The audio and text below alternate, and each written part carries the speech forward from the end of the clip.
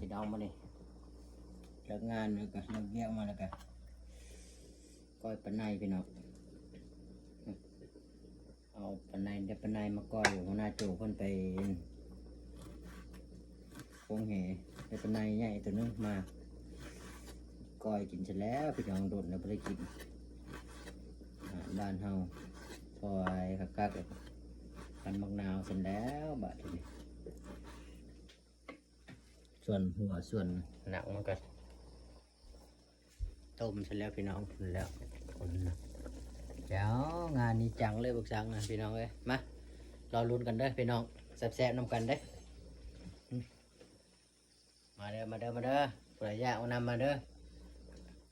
เจ้าแซ่บๆคือเก่า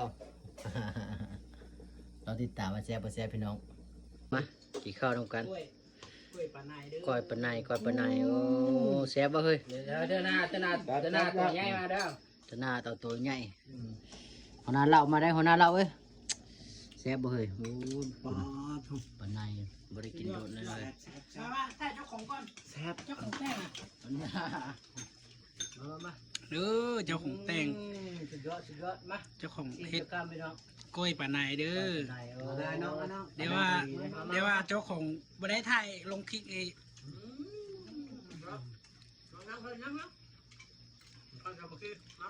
มาพี่น้อง